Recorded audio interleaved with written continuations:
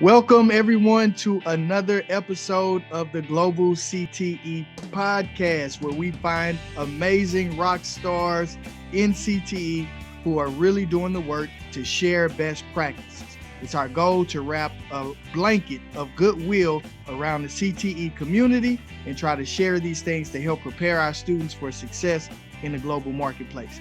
Today is no different. I want to welcome my good friend Adam Shaw from South Dakota to the show today. Let me tell you about Adam.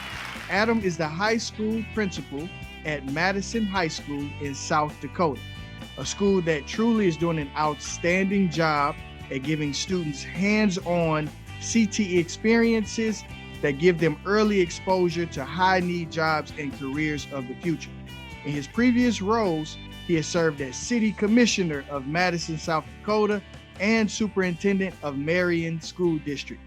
Adam, welcome to the show. I'm excited about this conversation. Welcome. It's good to see you again.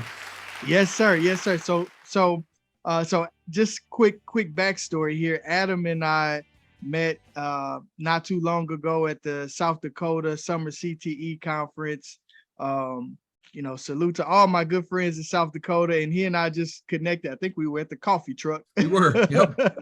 And we were just having a great conversation. He was sharing so many insights about the things he's doing at his school, the collaboration, the partnership. So I was like, man, we have to have you on the show just to share this with the community across the country. So I'm excited to have you, man. Yeah, it'll be good.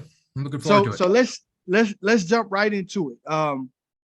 I know you do a great job with really elevating your students' interests and helping them find careers or educational experiences that they care about. So talk to me a little about your thought process around piquing students' interest and trying to help direct them to careers. Sure. We're pretty intentional in how we do it. We actually start with them when they're in eighth grade. They've developed a careers class for us down in the eighth grade, and they look at the variety of careers, et cetera. And then our CTE director, who is Lori Christensen, who is the state president or past president now for SDA CTE, really spends some time working with those kids as we transition them into the high school. And then as we, develop their schedules, we really try to gear them towards things that do interest them.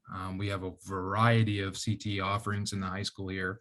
Even as a small school, we have a ton of the clusters in place. So we're pretty focused on tying what their interests are to what our needs are in our community. I always hope we can keep our kids here. We know that a lot of them leave, but a lot of them come back too. And I feel like it's our job to prepare them for life outside of here. So I love it. Talk to me more about the needs of the community like that. I love when I hear school leaders talking about like that's the starting point, so that education is supporting the jobs that the community needs. So like, how do you go about, I guess, assessing that or figuring out what the community needs? Sure. I started in Madison in 2013, and our previous superintendent and I went to a business meeting, and we went by Gale Manufacturing, and there was a sign in the front yard that said help wanted, $1,000 signing bonus, whatever the case may be. And I looked at him and I said, how do you think we can help them? So that's kind of how it really began. And we spent, the next week or two trying to figure things out. We actually called the CEO out at Gale and had a meeting with him. And that's kind of how the inception began of what we do. But we really focus on, that important part of what are the community needs? We have a very low unemployment rate in South Dakota. And our employers are crying for help. I get emails multiple times a month for people wanting help, and they'll hire our kids. And so I feel like it's pretty important that we really service them, because they, as tax-paying citizens in this community, help fund us. So I feel like it's our job to help them at the same time. So we do a lot of the introductory things in the building, and then we get them out into the workforce and really train them that way as well. Really, one of the biggest things we do is we have a task force or community-based business leadership team that we meet with probably 2 to 3 times a year, assessing what their needs are. One of the, what can we do to help them? And really, we built a course off of that a couple years ago called Employability, and we teach our kids soft skills and interviewing skills and, how do I call my boss and, call in sick than just sending a text and not responding.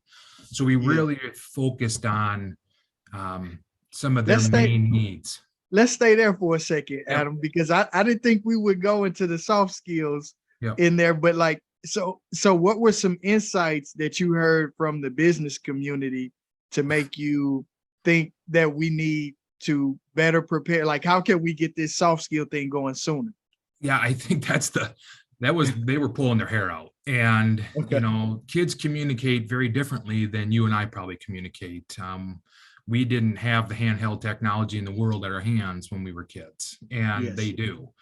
And I even see it with my own children. Sometimes I have to sit on the couch and text with them to get them to communicate with me. That's just the nature of how they are. They're programmed that way. So we really wanted to focus and hone in on those important soft skills. How do you communicate? How do you have a conversation? How do you visit with your boss when you're having issues? So we really spend a lot of time. We, in order for our kids to go out on internship, they have to have employability from us. And that's all been developed through our CTE group in the community. That's awesome. How do can you talk to me a little more about that class, or like what are some things that are happening in that employability? Because I'm interested in this because I was speaking at another conference, the CAPS network, and I was on their a panel for durable skills. Sure. And we were talking about how this research project had been done over studying like over 80 million job postings. And it was highlighting these things that link to employability skills like communication, collaboration, some metacognition, some of those kinds of things. So I'm curious what we do interviewing based skills where they have we bring people in from the community and we do interviews. We do resume development for them. Just talking about the basic soft skills. There was a program that the state developed, and I can't pull the name off the top of my head, but we use that, but it's not a full semester. So this class, when we developed it, we had no curriculum, nothing. So we've kind of built it from the ground up, and it's been quite successful. I think our kids, have embraced it.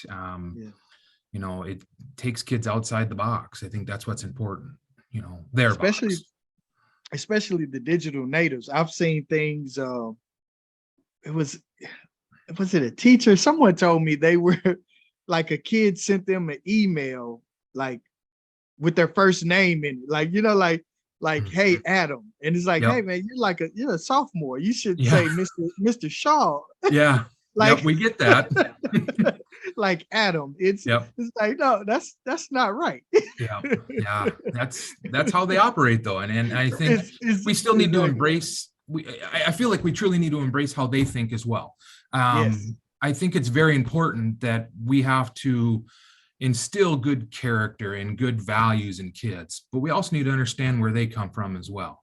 It's their, and I'm a firm believer, it's their education. We just lead them on that path. They have to take out of it what they want.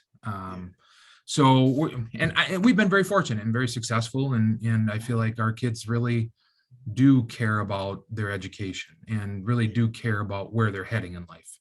And it sounds like you're doing a good job of really helping to guide them on that journey. So let's go back to one of those partnerships. Talk to me more about that. I think you said like Gale Manufacturing. Is that's a tie-in with your welding program? So we run an AFNR, program. So we have FFA and structures and also welding. So we provide our kids like an introductory welding class. They learn how to do basic welding. And then from that point, if those kids that are truly interested in welding, we run more of a advanced welding. So they do like a design build. So one of the projects that our ag kids have done in the years is they build ice houses. So in that welding class, we have a partnership with some other businesses and they give us the metal, but we build the frames. They build the ice shack from the ground up. So they build the framing, et cetera. So that's all done in our advanced class. At that point, if I got kids that are really that's the path they're going to go, then they have the opportunity to go out to the Gale Manitou factory, and they have a welding lab where they teach people how to weld. Gale provides the floor supervisor that runs the welding in the building, and he takes those kids through introductory welding through Lake Area Technical Institute. So our kids are getting dual credit welding at the same time. They go through more of the wire feed welding and the industrial side of things. So our hope is to more fast track those kids through that system up in Watertown so we can get them back into the businesses in our community.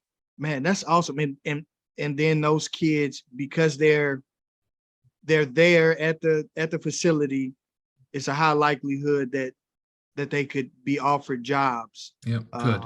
Yep, they could. Man, that's awesome. So Yep. I just like, you kind of like told a whole story here. Yep. You saw a sign. Yep. That's how it started.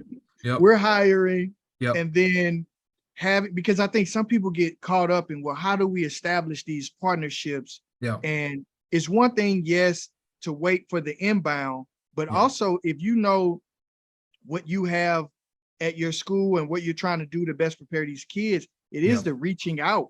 Like, and so I appreciate you sharing that level of advocacy for the school, for the district, and for the students, and then how that's led to strengthening the program from the entry level classes to getting them real world experience on the manufacturing floor, collaboration with those teachers.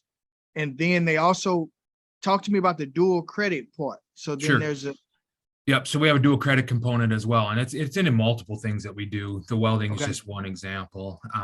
But we offer them the opportunity. I think they can get up to 3 dual credits that semester through Lake Area Tech. So it takes a couple of their classes off when they get to Watertown. So it's less that they have to pay for. It's cheaper. I think we're like $48 a credit hour when we do dual credit.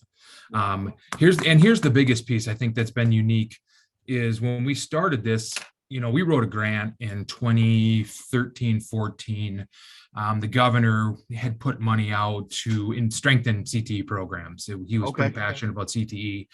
I wrote a grant after we saw this sign then, and I thought it was a shot in the dark. I thought there was no way we were going to get funded just because it was kind of outside the box.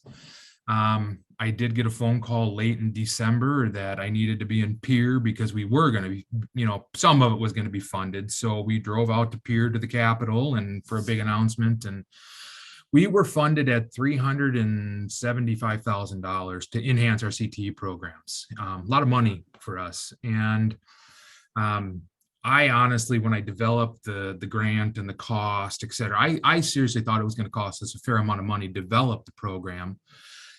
In our process and in the time we developed that with Gale and Gale Manitou, the plant manager at the time, I just said, what do we got to pay you? We want to make sure we reimburse your floor guy. And he just looked at me and said, you're not paying us a dime. Philanthropically, he felt they should be giving back to the community and the school, and this was their way of doing that. So it cost us nothing to develop this. It was just a matter of making a phone call and just reaching out. That's Adam. That is, it says something about you, who you are as a person, as a leader, but sometimes we have to go out and play in that gray area of like, I don't know exactly how this could work, but you don't know until you ask, right? And I think that spirit of collaboration, the community, other companies, they want to support like what's happening in education for multiple reasons, philanthropically, like you said, but then also it's helping to start that pipeline into their workforce earlier. Well, and I tell our CTE group that we have that we are your pipeline. We have your resources. All those kids that leave here are going to have jobs. And our job is to get them ready for them and provide them those opportunities. I think that's been the most unique part of what we do. I'll just touch on, we have a partnership with the dealership in town, and that's what I was going to ask you. Tell me about that. Was it Ford or GM or? It's a Ford GM dealership. Okay. So they got two separate buildings. Okay.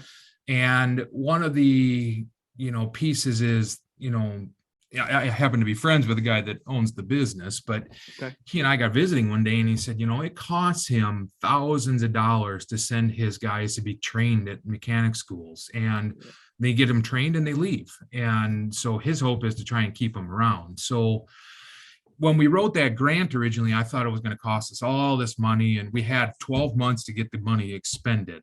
So that's a lot of money to spend in 12 months. And then all of a sudden I can't spend it because nobody wants it. And so I actually wrote an email to the governor, and I just asked him, I said, we formed this partnership with Prostralos, and I'd really like to build an auto shop on the back of our building. We had an old existing auto shop. It needed a ton of renovation. By the time we did that, it was just probably more advantageous for us to build one. So we, through our partnership with the Ford dealership down there, the manager of the Ford dealership, it came up, and then we worked with an auto body dealer in town, and we developed this shop, and it's actually modeled off their Ford building, the same lifts, all of that stuff. And when I wrote the email to the governor petitioning to keep that money and use it, he gave us full clearance. So we built about $250,000 auto shop on the back of our building at absolutely $0 to our taxpayers. Wow. So it's all built based off of that. Then in the meantime, we build a partnership with a co-op in town, and the co-op will come in and teach the kids how to change their oil and help them, and then provide the oil and filters for them. Prostralo gives us free vehicles to tear apart. So that's where I've always struggled, is like, I want to, pay these people, but really in the end we are, because we're providing them service and we're providing them kids, hopefully in the future. 100%. You're paying it forward, not just with dollars, but in preparation. And it's something too, like, I mean, you know how it is, like when you're able to offer mentorship or support to a student and be a part of that aha moment when they're like, oh, this is who I am. Like, I can go into automotive, I can find success in welding or aviation. Man, that's an altruistic kind of thing there. That's really something special. And I think that's probably what makes it so unique is, that stigma of, dirty careers, or, that welding's a dirty job. It's not. I mean, if you go out and tour the Gale manufacturing plant out here, they use robotic welding, and the plant is, you could it's clean. And, I think the dealerships, they mop and scrub the floors every night. It's not a dirty career. And I think we've taken that stigma away and really get kids to understand that I can make a six-figure job being an auto mechanic. I can be an electrician and make a very, very good living. And I think that's what's important. So that's really powerful. Talk to me about before I move on to the next thing, do you think it's something, this level of collaboration, is it something special about the South Dakota community, or that like good question? I would say yes, to a certain extent. I do think so. I think the community in South Dakota is very friendly, very open. They're passionate about education. They're passionate about kids. They're passionate about, their own in business. I think, like I said earlier, it's just a matter of picking up a phone and making a phone call. That's really what it boils down to. Yeah, people want. I felt like there was, just when I was there, and I'll say this, like, my perspective, I come from a place where I've seen a lot of different states, CTE communities. CTE overall is a supportive thing, but there was something special, man, about you all in South Dakota. Just the level of collaboration between the teachers, the administrators, the school district leaders, the Department of Education, the business community, and like the way you partner with your tech schools, the community colleges, on up to like Dakota State, right? Yep. Like you also have something with them, right? Can we you do. talk about that partnership? Yep, sure. So we have a partnership built with Dakota State, which is a university right here in town, and they're heavily into cybersecurity. It's a teacher prep school. But what we've done is we've aligned our schedule to kind of match the Monday, Wednesday, Friday, Tuesday, Thursday at the university level. And we're in a block. So then the university actually sends their professors over into our building, and they teach the dual credit for us right here and at the reduced rate that the kids get to pay. So they're not paying full tuition, plus they're providing the university instructor. I also have a few of our own staff that are certified to teach. So they teach courses for DSU in-house. So it's kind of a nice partnership. And then our kids also have the opportunity to go to campus. And so if they're interested in cybersecurity, I'm a firm believer it's not our job to hold kids hostage and make them take 7 classes just to take 7 classes. I need to get them what's required and get them out into the world. So yeah, I think that's so powerful. You're saying that. I'm just curious because I know someone is listening to this and they're like, wow, like Adam has all these partnerships in the business community, higher ed. What can you give just some insights, your thoughts on best practices for someone who wants to, maybe they have some ideas of some partnerships they want to explore, but maybe they haven't taken action. Just any idea?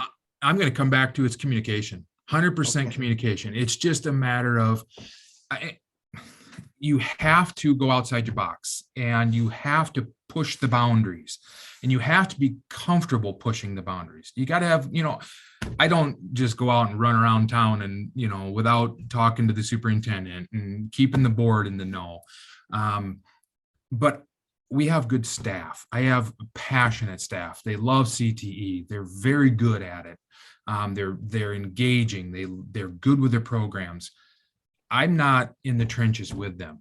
I like to be the kind of the global thinker, and then let's figure out how we're going to make this work. And then we go out and we visit, and Madison's not a huge community. It's 7,000 people. It's not like it's Sioux Falls. It's 200,000 people.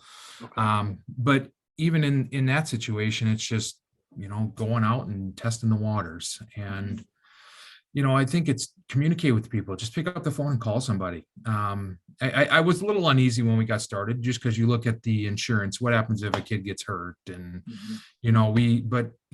they're covered. We have insurance, and the company has insurance, and you have to have that comfort level. And I think it's just developing that and running with it.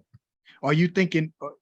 You feel like because something like insurance will stop people in their tracks. And however, I feel like you're thinking like, well, the upside to this is just so extraordinary. Like we should put more of our attention there to the upside and let insurance be there if ever it is needed. In that case. 100%. I think that the value of what they receive supersedes dealing with the insurance. The insurance is the insurance, and we'll deal with that. But what the kids get out of what we try to do for them is far more valuable, in my opinion. Now you just mentioned something about like your staff. You have a great staff. Now, can you talk to me about like your like hiring? Like how do you manage a great team or build a great team of CTE educators? Any best practices around that? I think I give them the autonomy to run their programs. I'm not in the trenches, like I said, with them. I like to know what they're doing. I like to be able to come in and watch and be a part of it, but it's their program. they need to develop that program how they see it best fits the kids' needs and our community. And I think they understand that community focus is so important. Not only do we run the welding and the auto, but we have a full-blown restaurant kitchen culinary program in the back of the building where we've tried to build some partnerships where we do a lot of the things with the community. We have a medical program where our kids are out into the hospital. We have a business program that the kids get into the business fields. We have an aviation program, so we've built a partnership with our airport. So we have a public law program, so they get intro to public law. I just think we give them tons of opportunities to maybe find their path when they leave us. That's why I was so excited about having this conversation, man, because this is, for anyone listen, we had a 5-minute convo at the coffee truck, basically about like all of these exploratory options that you have to keep these kids interested and engaged. So listen, Adam, this has been a great conversation. Last question for you. Yep. It's a big one. Okay. All right. What is your vision for the future of career in tech education? What is my vision? Yes. I want to continue to expand. So right now we give our kids the opportunity for internships, mainly as a senior. And so our kids go anywhere from going to the law office to be the paralegal to the ag programs in our community to wherever the case may be. I do have kids that do struggle academically, and I want to find ways to develop curriculum that I can get them credit, but yet get them jobs at the same time. I want to expand our internship program. I would like to develop some further apprenticeship-based programs for our kids. The sky's the limit. We have to keep pushing, and it has to focus, in my opinion, around CTE. There's such a high need for CTE, especially in our area. I just think as South Dakota, the economy is very good. We have tons of people moving here. They're building houses like crazy. It's amazing to watch. And you probably saw some of that when you were here a couple weeks ago. I have a son that went through our program here, didn't really know what he wanted to do till he got to be a senior. And they started doing some electrical stuff in one of the ag classes he was in. Ended up doing an internship at one of the electricians in town, went to school, got his degree at Southeast Tech, and is now a full-time electrician in Sioux Falls working to get his journeyman's. But he says they are so far behind because they can't keep up with the pace of the growth in the community. Wow. And I think that is, plumbers and, electricians, but even the business field and the medical field, our medical field is going crazy. So I just think we have to continue to find ways to expand what we do, and continue to give our kids a good education. That's what's most important. But thanks, Adam. Thank you for taking time today, especially as we're recording this. Yeah. We're ramping up for school to start. Yep. Super really excited. Soon. Yeah, 100%. Man, I know you are. But just some key takeaways that I've heard. For everyone listening, like, don't be afraid to advocate for your program and for your kids and get out into the community. Like you said, get outside of that box, to stretch yourself for those partnerships. But then also, I like how you said you keep everyone in the loop on the communication. You're not going rogue out here, but you're keeping the board, the educators, the superintendent, keeping everyone in the loop on what you're trying to build. And that definitely helps create that buy-in, I'm sure. So listen, Adam, if someone wants to connect with you, is there a way to do that? Your LinkedIn, or you want to share? Yep, I got LinkedIn. I have an email. It's adam.shaw@k12.sd.us. I'll answer any question at any time. I think it's our job as colleagues. We're all colleagues in this, and we all are trying to do what's best for kids. And I'm always open to conversations, and I can connect you with people as well. Right. Thanks, Adam. Well, thank you all for listening. If you enjoyed this episode, like it, leave us a comment or share it with a friend. As I always say, remember, you don't have to be great to get started, but you have to get started to be great. Peace. See you on the next episode.